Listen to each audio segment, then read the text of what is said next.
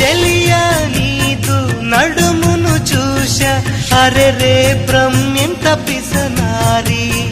తలపై కెత్త కళ్ళు తిరిగిపోయే, ఆహా కడే చమత్కారి.